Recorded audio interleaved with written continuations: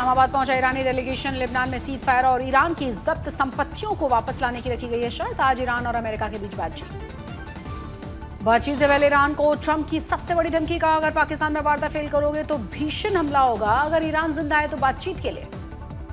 पिछले 24 घंटे में हॉर्मुज़ से सिर्फ 4 खाली जहाज गुजरे हैं, 2 टैंकर और एक कैरियर और एक सुपर टैंकर ईरान लौट रहा है। शिपिंग डेटा के आधार पर मिली है जानकारी। सीज फायर पर सस्पेंस के बीच भारत की खाड़ी कूटनीतिक कतर दौरे पर ऊर्जा मंत्री से मिले पेट्रोलियम मंत्री हरदीप पुरी। आज यूएई पहुंचेंगे जयशंकर। इजरायल से सीधा बातचीत पर हिजबुल्लाह चीफ नईम कासिम का बड़ा बयान। लेबनानी अधिकारियों से कहा इजरायल को मुफ्त में रियायतें देना बंद करें। हिजबुल्लाह चीफ नईम कासिम से बातचीत की संभावनाओं के बीच सैन्य ताकत पर दिया गया जोर। का दक्षिण लेबनान में बड़ी बढ़त बनाने में नाकाम रहा है इजरायल। खाड़ी देशों के दौरे पर पहुंचे ब्रिटिश प्रधानमंत्री स्टार्मर ने कतर के अमीर शेख से मुलाकात की। क्षेत्रीय सुरक्षा व्यापारिक संबंधों को मजबूत करने पर जोर दिया गया।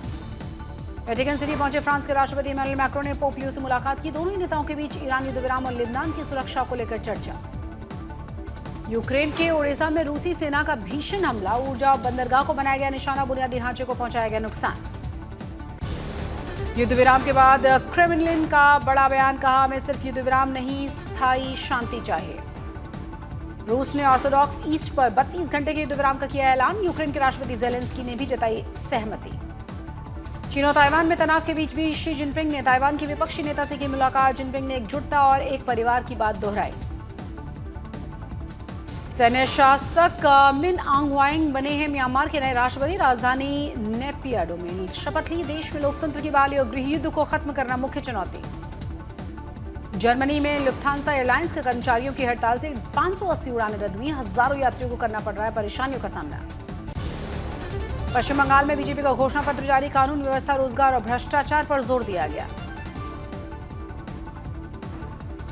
घोषणा पत्र को बीजेपी के नाम दिया गया है भरोसा पत्र। गृह मंत्री अमित शाह ने कहा महिलाओं, युवाओं और किसानों पर हमारा खास फोकस है। बीजेपी के मैनिफेस्टो में यूसीसी 7वां वेतन आयोग लागू और महिलाओं को 3,000 रुपए देने का भी वादा। बीजेपी के घोषणा पत्र पर टीएमसी का पलटवार। सांसद अभिषेक बनर्जी ने कहा बीजेपी ने पुरानी बातें दोहराई हैं। बीजेपी शासित प्रदेश में क्यों नहीं नजर आ रहे ये तमाम वादे पूरे होते हुए। बीजेपी के 7वें वेतन आयोग पर अभिषेक बनर्जी ने कहा बंगाल में पहले से ही ये सुविधाएं लागू हैं। तेतुलिया में ममता बनर्जी ने बीजेपी पर किया वार। सांप भरोसेमंद, बीजेपी नहीं। पश्चिम बंगाल में एसआईआर के कटे नाम को लेकर सीएम ममता बनर्जी ने बीजेपी को घेरा। एनआरसी को लेकर भी कहा राज्य में डिटेंशन कैंप नहीं बनने दूंगी। गृह मंत्री अमित शाह ने आज तक से विशेष बातचीत में कहा सरकार बनने के 45 दिनों में घुसपैठ रोकने की तैयारियां शुरू हो जाएंगी।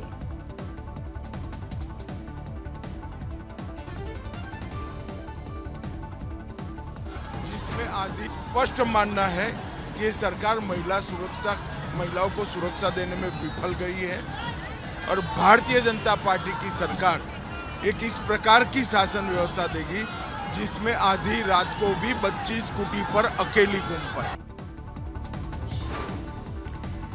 पश्चिमी मेदिनीपुर में अमित शाह की जनसभा का बीजेपी की सरकार बनी तो घुसपैठियों को भेजेंगे बाहर। वोटिंग से पहले बंगाल में बड़ा उलटफेर। ओवैसी की एआईएम ने हुमायूं कबीर से गठबंधन तोड़ा। एआईएमआईएम से गठबंधन टूटने पर बोले हुमायूं कबीर। कहा ओवैसी का करता हूं सम्मान। बंगाल के एआईएमआईएम अध्यक्ष ने टीएमसी से पैसे लेकर तोड़ा है गठबंधन।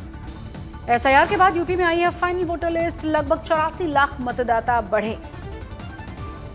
नीतीश कुमार ने ली राज्यसभा सांसद की शपथ। एनडीए के कई दिग्गज नेता रहे मौजूद। चारों ही सदनों में जाने वाले लालू के बाद दूसरे बिहार के सीएम बने हैं नीतीश। दिल्ली में शपथ के बाद पटना पहुंचे नीतीश कुमार। बिहार के अगले सीएम पर जल्द उठेगा पर्दा।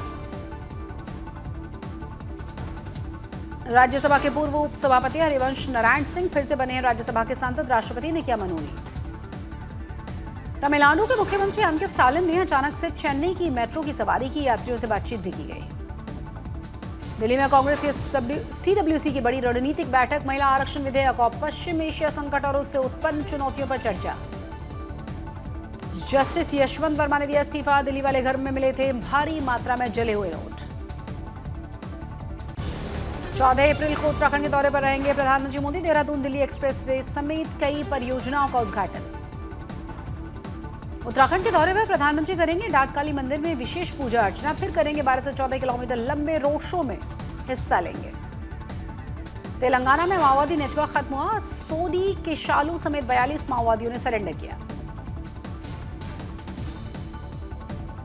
श्री कृष्ण जन्मभूमि और शहीदगाह मस्जिद विवाद, इलाहाबाद हाईकोर्ट ने मुस्लिम पक्ष के द्वारा दायर एक संशोधन याचिका पर सुनवाई की। मामले में अगली सुनवाई 15 मई को। पंजाब सरकार ने 28 वांछित गैंगस्टर्स की सूची जारी कर दी। गोली बराड़, लखबीर सिंह और हरविंदर रिंदा जैसे कुख्यात गैंगस्टर इस सूची में शामिल हैं।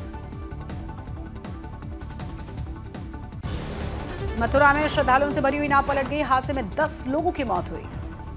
गाजियाबाद में 4 वर्षीय बच्ची के साथ रेप, मर्डर पर सुप्रीम कोर्ट सख्त। हुई थी निर्भया जैसी दरिंदगी, कमिश्नर एसएसपी तलब।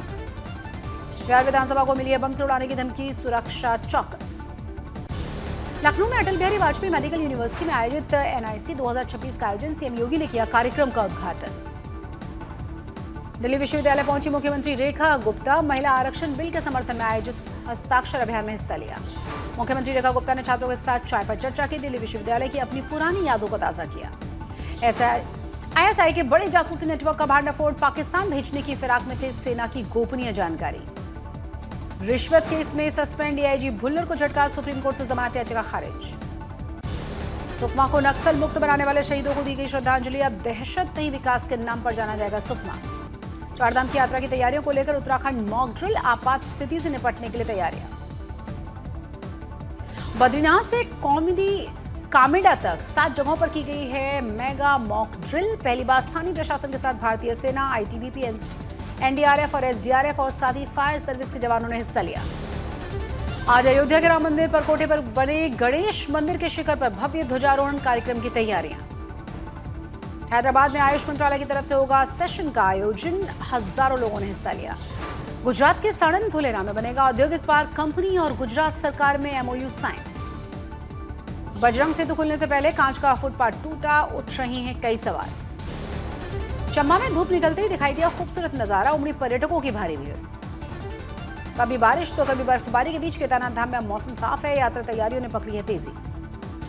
केदारनाथ में धूप खिलते ही 4 धाम की तैयारियां तेज हुई हैं, हर जगह से हटाई जा रही है बर्फबारी। भूस्खलन के बाद बांदीपुरा गुरेज मार्ग बंद है, सड़कों से हटाई जा रही है बर्फ। श्रीनगर में दारुल उलूम की इमारत में भीषण आग, अंदर मौजूद छात्रों को सुरक्षित बाहर निकाला गया।